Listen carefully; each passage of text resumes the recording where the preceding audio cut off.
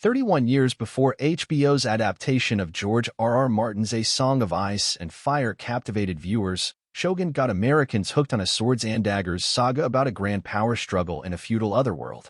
The 9-hour NBC miniseries, based James Clavell's blockbuster novel about an Englishman who stumbles into a power struggle in feudal Japan, averaged 25 million viewers a night and helped launch the miniseries boom that began with Roots.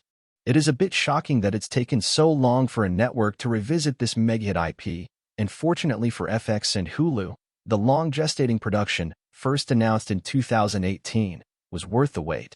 Gorgeous and immersive from the very first frame, the new Shōgun is a stunning epic that never lets big-budget set pieces overshadow the human drama at its core. Pilot Major John Blackthorne Cosmo Jarvis is near death when his ship washes up on the coast of Ajiro, Japan in the year 1600. He's a Protestant, sent to locate the Japans by the Church of England, which wants to wrest the island nation's lucrative trade business from the Portuguese Catholic Church. Blackthorne's arrival comes just as Yoshii Toranaga, Hiroyuki Sanada, Lord of the Kanto region, is facing a possible death sentence from the country's Council of Regents, who fear he's amassed too much power. Seeing the grimy English barbarian and his ship full of modern artillery as a possible source of leverage, Toranaga takes Blackthorne into his custody. Employing his loyal vassal Mariko Anasawai as translator, Toranaga uses the sailor to learn more about the Western world, hoping to turn the enmity between the Catholics and Protestants to his advantage in his battle with the regents. The ongoing allure of Clavell's deeply researched tale, which also spawned video games, a board game, and a Broadway show, stems from its blend of spellbinding palace intrigue with the unfortunately timeless themes of prejudice and xenophobia. The premiere, Anjin, establishes the dramatic stakes in the first 20 minutes through Toranaga's agonizingly suspenseful meeting with the council.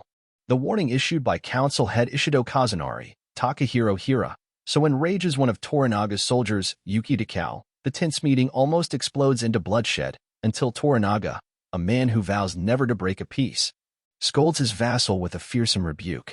It's the first of many hold-your-breath moments that will unfold throughout the season. And early on, Blackthorne's conviction that the Japanese are godless savages is challenged when one of Toranaga's men, Kashiji Yabushige, Tadanobu Asano, prepares to commit seppuku, a ritualistic samurai suicide, after failing to rescue a sailor who was thrown overboard. The incident leaves the Englishman stunned and terrified. It will take him months to understand the key role that honor, loyalty, and faith play in his captor's culture. Meanwhile, Blackthorne develops a friendship of sorts with Toranaga, who appreciates the foreigner's quick mind and knack for persuasion. Shōgun's central relationship, though, is between Blackthorne and Mariko. Even viewers who aren't familiar with Clavell's novel or the NBC miniseries will recognize the duo as star-crossed lovers from the outset. Thrown together by Toranaga, and alternately fascinated by and infuriated with each other, Blackthorne and Mariko grow closer even as they clash over their views on religion and what's best for Lord Toranaga.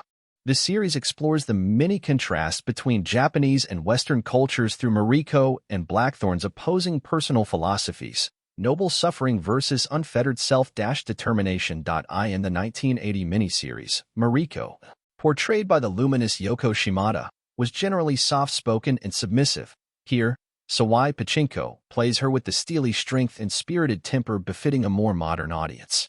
Jarvis delivers the confidence and arrogance Richard Chamberlain brought to the role 34 years ago, but the Peaky Blinders star adds an additional layer of skepticism and wry humor to his John Blackthorne, especially in his befuddled reactions to life in this new world. 2 baths in a week? What, do you want me to catch the flux?